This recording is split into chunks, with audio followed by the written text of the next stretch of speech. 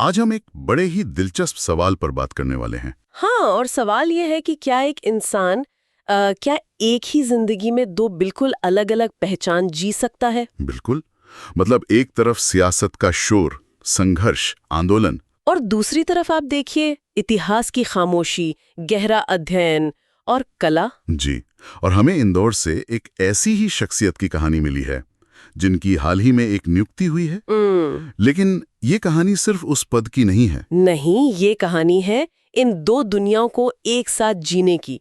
और ये शख्सियत है श्री गिरीश शर्मा आदित्य। हाँ। हाल ही में उन्हें लोकतंत्र सेनानी संघ में प्रदेश का उपाध्यक्ष बनाया गया है। लेकिन जैसा आपने कहा, ये तो अखबार की सिर्फ एक परत है। सही बात है। असली कहानी तो इस बात में है कि इस राजनीतिक पहचान के पीछे एक और कौन सी दुनिया छुपी हुई है। तो चलिए इसी पहेली को सुलझाते हैं। सबसे पहले उनकी वो पहचान देखते हैं जिसे सब जानते हैं, एक राजनीतिक कार्यकर्ता की। ठीक है। ये जो नई नियुक्ति है, ये उनके इंदौर जिला अध्यक्ष के तौर पर 4 साल के सफल कार्यकाल के बाद हुई है।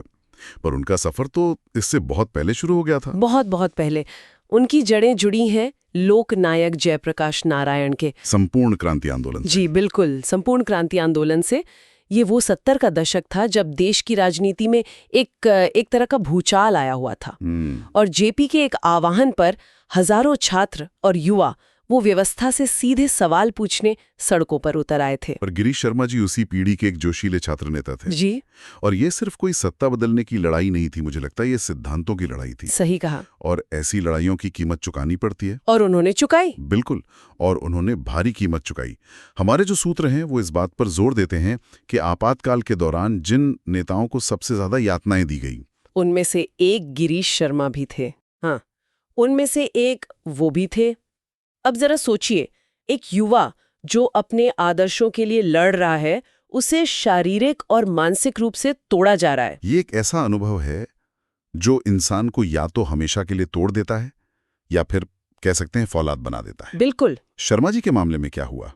क्या इस अनुभव ने उन्हें कड़वाहट से भर दिया? नहीं, बिल्कुल नहीं, बल्कि इसने उनके जीवन को एक नई दिशा दे दी। देखिए, जब कोई खुद दमन और अन्याय को इतने करीब से झेलता है ना, हाँ। तो वो दूसरों के दर्द के प्रति और ज्यादा संवेदनशील हो जाता है। सही बात है। और यही अनुभव, यही उन्हें बाद में गरीबों और वंचितों की आवाज बनने की प्रेरणा देता है। अच्छा, एक और दिलचस्प बात पता चली कि उन्होंने अपनी युवावस्था में पत्रकारिता भी की थी। हाँ, ये भी एक पहलू है। शायद वहीं से उन्हें समाज की नब्ज पकड़ने और अपनी बात को असरदार ढंग से रखने का हुनर मिला। तो एक छात्र नेता, आपातकाल का सेनानी, पत्रकार और फिर समाज के दबे कुचले लोगों का प्रतिनिधि। यहाँ तक तो उनकी कहानी एक बेहद सम्मानित और संघर्षशील राजनेता की लगती है। जी, जैसी हमने शायद कुछ और भी सुनी होंगी। कोई भी मानेगा कि उनका पूरा जीवन इन्हीं आंदोलनों और सामाजिक कार्यों में बीता होगा। लेकिन फिर हमें एक ऐसी जानकारी मिली जिसने हमें सच में चौंका दिया। हाँ, उनकी एक दूसरी दुनिया भी है जो राजनीति के इस शोर शराबे से बिल्कुल अलग, बहुत शांत और गहरी है। और यही इस कहानी का सबसे आकर्षक पहलू है। क्या है वो? श्री गिरीश शर्मा एक जाने माने मुद्रा शास्त्री हैं, यानी न्यूमिस्मेटिस्ट। न्यूमिस्मेटिस्ट। हाँ, एक ऐसा विद्वान जो सिक्कों का अध्ययन करता है। अब इन दो तस्वीरों को एक साथ रखकर देखिए। एक तरफ सड़कों पर लाठियां खाता लोकतंत्र का सिपाही, और दूसरी तरफ शांत बैठकर हजारों साल पुराने सिक्कों में इतिहास के राज ढूंढता एक शोधकर्ता। है ना कमाल का कॉम्बिनेशन? ये तो वाकई हैरान करने वाला है। एक का काम वास्ता काज की राजनीति और भविष्य से है, तो दूसरे का सीधा संबंध सदियों पुराने अतीत से। ये दोनों चीजें एक साथ कैसे चल सकती हैं? मतलब इनमें कोई तो कनेक्शन होगा। मुझे लगता है कनेक्शन बहुत गहरा है। आप जानते हैं, मुद्रा शास्त्र आपको एक अलग नजरिया देता है। कैसा नजरिया? जब आप अपनी आंखों से गुप्त काल का, मौर्य काल का या कुषाण काल का सिक्का देखते हैं, तो आपको एहसास होता है कि सत्ताएं, साम्राज्य और बड़े बड़े राजा महाराजा वो सब आते जाते रहते हैं। हाँ, ये तो है।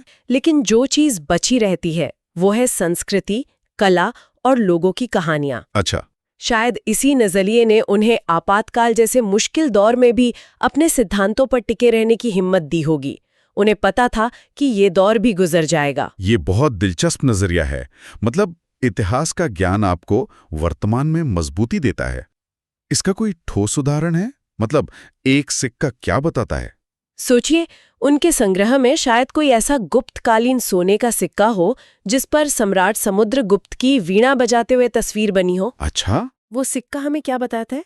वो बताता है कि उस दौर का सबसे शक्तिशाली सम्राट, जिसे भारत का नेपोलियन कहा जाता था, वो सिर्फ एक योद्धा नहीं था। बिल्कुल, वो सिर्फ एक योद्धा ही नहीं बल्कि एक महान कलाकार भी था। वो सिक्का उस पूरे साम्राज्य के सांस्कृतिक चरित्र को एक झटके में हमारे सामने रख देता है। वाह। हर सिक्का ऐसी ही एक अनकही कहानी है। और उनके इस काम को, इस जुनून को पहचान भी मिली है। स्रोत में एक आंकड़ा है जो अविश्वसनीय लगता है। हाँ, और वो आंकड़ा उनके समर्पण की कहानी कहता है। उन्हें मुद्रा संग्रह और अध्ययन के क्षेत्र में उनके योगदान के लिए अब तक 31 बार, 1 मिनट, 31 बार? जी हाँ, 31 बार जीवन गौरव सम्मान से नवाजा जा चुका है। ये तो मजाक नहीं है। ये किसी एक ही संस्था से मिला सम्मान है, या ये दिखाता है कि पूरे देश में अलग अलग जगहों पर उनके काम को दशकों से सराहा जा रहा है? ये दूसरा वाला है। ये सिर्फ एक शौक नहीं हो सकता। नहीं, ये शौक से कहीं ज्यादा है। ये एक साधना है। वो सिर्फ सिक्के जमा नहीं करते, बल्कि वो इस विरासत के संरक्षक हैं। वो राष्ट्रीय मुद्रा परिषद के अध्यक्ष भी हैं, और उनका सबसे बड़ा मकसद है नई पीढ़ी को भारत की इस गौरवशाली विरासत से जोड़ना। मतलब वो चाहते हैं कि युवा सिर्फ किताबों में न पढ़ें, बल्कि इन सिक्कों को देखकर महसूस करें कि हमारा अतीत कितना समृद्ध था। बिल्कुल। तो अब मुझे ये दोनों दुनियाएं जुड़ती हुई दिख रही हैं। एक तरफ वो लोकतंत्र के जरिए देश का भविष्य बनाने में लगे हैं, और दूसरी तरफ सिक्कों के जरिए देश के अतीत को संजो रहे हैं। ये कमाल का संतुलन है। आपने बिल्कुल सही पकड़ा।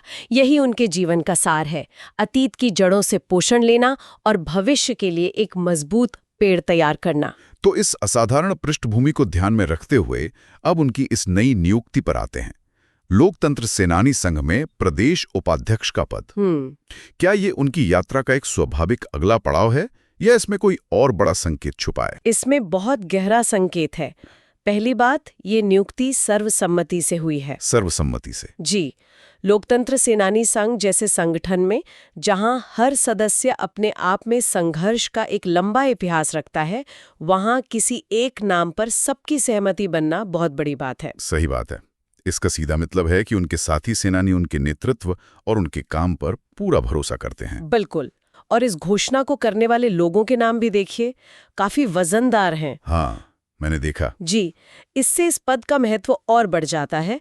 घोषणा करने वालों में राष्ट्रीय अध्यक्ष श्री कैलाश जी सोनी, जो पूर्व सांसद भी रहे हैं, राष्ट्रीय कोषाध्यक्ष श्री संतोष जी शर्मा और प्रदेश अध्यक्ष श्री तपन भूमिक जैसे वरिष्ठ लोग शामिल हैं। तो जब संगठन का पूरा शीर्ष नेतृत्व एक साथ मिलकर किसी के नाम पर मोहर लगाता है, तो ये संदेश जाता है कि ये फैसला बहुत सोच समझकर और उस व्यक्ति के पूरे जीवन के योगदान को देखकर लिया गया है। तो ये सिर्फ उनके इंदौर जिला अध्यक्ष के 4 साल के काम का इनाम नहीं है? नहीं, कतई नहीं। ये 4 साल का प्रदर्शन मूल्यांकन नहीं है। तो फिर क्या है? ये उनके पूरे जीवन की यात्रा का सम्मान है। आपातकाल में यातनाएं झेलने वाले उस युवा से लेकर गरीबों की आवाज उठाने वाले नेता, और फिर भारतीय संस्कृति को दुनिया भर में पहुंचाने वाले एक विद्वान तक। जी, ये पद उनकी इस पूरी यात्रा को सलाम करता है। ये एक प्रशासनिक भूमिका से कहीं ज्यादा एक प्रतीकात्मक सम्मान है। इसी के साथ संगठन में एक और बदलाव हुआ है। इंदौर जिले की जिम्मेदारी अब श्री गणेश कुमार अग्रवाल को दी गई है। हाँ, और ये भी एक सोचा समझा कदम लगता है। ये संगठन में निरंतरता और एक सहज सत्ता हस्तांतरण को दिखाता है। मतलब जब एक अनुभवी नेता श्री गिरीश शर्मा प्रदेश स्तर पर बड़ी भूमिका में जा रहे हैं, तो उनकी जगह पर एक और अनुभवी व्यक्ति श्री गणेश कुमार अग्रवाल जिले की कमान संभाल रहे हैं। इससे पता चलता है कि संगठन भविष्य की भी सोच रहा है। जी, और नेतृत्व की एक नई पंक्ति तैयार कर रहा है। ये दोनों ही नियुक्तियां संगठन में एक नई ऊर्जा का संकेत है। तो आज हमने एक ऐसे शख्स के बारे में जाना जिनकी कहानी हमें सिखाती है कि एक ही जीवन में राजनीतिक सक्रियता, सामाजिक सेवा और सांस्कृतिक संरक्षण को न सिर्फ एक साथ जिया जा सकता है, बल्कि एक दूसरे को मजबूत भी किया जा सकता है। श्री गिरीश शर्मा आदित्य और श्री गणेश कुमार अग्रवाल दोनों को ही उनकी नई भूमिकाओं के लिए शुभकामनाएं। बिल्कुल।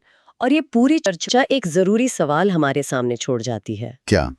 आज की इस बेहद ध्रुवीकृत और तेज रफ्तार वाली राजनीति में, जहां सारा ध्यान सिर्फ अगले चुनाव पर होता है, हम ऐसे कितने नेताओं को जानते हैं जिनका अपने देश के इतिहास और संस्कृति से इतना गहरा, निजी और